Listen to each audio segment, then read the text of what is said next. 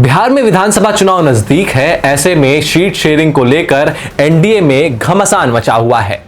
घमासान और संशय एलजेपी आर को लेकर है, यानी चिराग पासवान की पार्टी को लेकर है कि आखिर उन्हें 43 सीटों की उन्होंने जो 43 सीटों की मांग की है, क्या वो 43 सीट एलजेपी को मिलेगी या नहीं मिलेगी, और अगर नहीं मिलती है तो चिराग पासवान का कदम क्या होने वाला है। क्योंकि एक तरफ जहां चिराग पासवान अपने आप को 100 के स्ट्राइक रेट वाली पार्टी बताते हैं एलजेपीआर को, क्योंकि जिस तरीके से प्रदर्शन 2024 के लोकसभा चुनाव में देखने को मिला, 5 सीटों पर वो लड़ते हैं एलजेपी, और पांचों के पांचों सीट उनके पाले में जाती है, यानी उन सीटों पर उनकी जीत होती है। तो सवाल ये है कि क्या इस बार 43 सीटें अगर चिराग पासवान मांग रहे हैं तो क्या उन्हें 43 सीटें मिलेंगी? ये सवाल इसलिए क्योंकि जिस तरीके से अरुण भारती का बयान आया, जो कि एलजेपी के सांसद भी हैं और चिराग पासवान के काफी करीबी नेताओं में से एक हैं। अब सवाल यहाँ ये कि जो मीडिया रिपोर्ट्स और जो मीडिया में ये चर्चा है कि आखिर जिस विधानसभा में एलजेपी के यानी किसी पार्टी के अगर एक भी विधायक नहीं है, उन्हें 43 सीटें कैसे दी जा सकती है, वो भी एनडीए जैसे गठबंधन में। तो सवाल यहां पर यह है कि अरुण भारती, जो कि चिराग पासवान के काफी करीबी नेता भी हैं, उनका साफ तौर पर यह कहना रहता है कि जो पार्टी 2019 के चुनाव में उनके 2 सांसद थे तो उन्हें 17 सीटें मिल सकती हैं, और जिस पार्टी के 2024 में 1 सांसद थे उन्हें 5 सीटें मिल सकती हैं, तो विधानसभा चुनाव में 43 सीटें क्यों नहीं मिल सकती है। आपको मैं याद दिलाना चाहूंगा, जो 2019 का जिक्र अरुण भारती जो कर रहे हैं वो जेडीयू की बात कर रहे हैं, जेडीयू को चुनौती दे रहे हैं, जेडीयू पर सवालिया निशान खड़े कर रहे हैं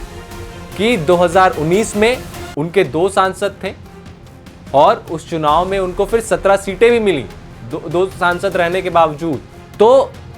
अब ये सवालों पे पूर्ण विराम लगाने की कोशिश और एक प्रेशर बिल्ड करने की कोशिश अरुण भारती द्वारा किया जा रहा है कि ये सवाल ना किया जाए, और जो बीजेपी हाईकमान और यूं कह ले कि एनडीए के हाईकमान में, चाहे वो नीतीश कुमार हो या फिर बीजेपी हो, उसमें ये मैसेज पहुंचाने की कोशिश कि हम कम सीटों पर नहीं मानेंगे। और जो दावा किया जाता है, क्योंकि देखिए इससे कोई नहीं नकार सकता, ना ही प्रधानमंत्री नरेंद्र मोदी नकार सकते हैं, ना ही भारतीय जनता पार्टी के का कोई नेता नकार सकता है, क्योंकि जिस तरीके से अच्छा प्रदर्शन चिराग पासवान का लोकसभा चुनाव में देखने को मिला, उससे कहीं ना कहीं मनोबल हाई है चिराग पासवान का भी और उनके पार्टी के कार्यकर्ताओं का भी। अब सवाल यह है कि आखिर सीटें कौन सी मिलने वाली है और सीटों की कौन कौन सी मांग किया जा रहा है। अगर बात चिराग पासवान की जाए तो चिराग पासवान का कहना है कि जिन सीटों की मांग हम कर रहे हैं वही सीटें हमें मिले, यानी जिन जिताऊ सीटों को वो चिन्हित कर रहे हैं उन्हीं सीटों को चिराग पासवान को दिया जाए। लेकिन सबसे बड़ा सवाल यहां पर ये उठ जाता है कि जो चिराग पासवान ये कहते हैं कि जो सीटें पर जिन सीटों को हम चिन्हित कर रहे हैं वही सीटें मिलनी चाहिए, तो सवाल ये कि बाकी के जो घटक दल हैं, चाहे वो जेडीयू हो, बीजेपी हो, अगर 43 के 43 अगर सीटें या मान लीजिए 35 सीटें भी अगर चिराग पासवान को मिलती है, तो सारे जिताऊ 35 के 35 सीट चिराग पासवान ही क्यों ले जाएंगे? अगर 35 के 35 जिताऊ सीट चिराग पासवान ले जाते हैं तो बाकी क्या लड़ेंगे? ये एक बहुत बड़ा सवाल है, और इसको लेकर समझौता एनडीए में कैसे होता है, ये तो एक बड़ा सवाल है ही। इससे बड़ा सवाल ये है कि जो खींचतान एनडीए में मची हुई है, एक तरफ चिराग पासवान है जो कि 43 सीटों की मांग पर अड़े हुए हैं और उनकी बीजेपी से करीबी भी हैं, तो बीजेपी भी ये चाहती है कि ज़्यादा से ज़्यादा सीटें चिराग पासवान की पार्टी को मिले, और अगर 43 नहीं तो 35 से 40 के बीच में तो ज़रूर मिले। भारतीय जनता पार्टी लगातार इसकी पैरवी भी करती रही है। तो वहीं दूसरे छोर पर नीतीश कुमार हैं और उनके साथ जीताराम मांझी है। जीताराम मांझी लगातार चिराग पासवान के ऊपर तमाम तरीके के आरोप और तमाम तरीके के बयान हम लोगों ने पूर्व के दिनों में सुना भी कि किस तरीके की बयानबाजियां हो रही थी, लेकिन वो नीतीश कुमार के काफी करीबी बताए जाते हैं। नीतीश कुमार जीताराम मांझी का पैरवी किया करते हैं। तो अब सीटों का बंटवारा एनडीए में कैसे होगा और इस पर क्या कोई समझौता, इसका क्या कोई सॉल्यूशन निकल कर सामने आता है या नहीं आता है, ये एक देखने वाली और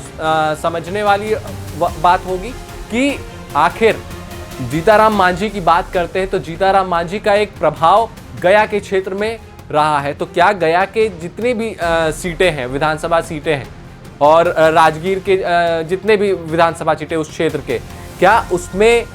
अधिकतर बंटवारा जीताराम मांझी को मिल भी पाएगा और इस सीट बंटवारे के रेस में किसकी विजय होगी? क्या जीताराम मांझी अपनी बातों को मनवाएंगे या चिराग पासवान अपनी बातों को मनवाएंगे? अगर उनका ट्रैक रिकॉर्ड देखा जाए तो जीताराम मांझी की पार्टी कुछ खास प्रदर्शन नहीं कर पाती विधानसभा चुनाव में, लेकिन चिराग पासवान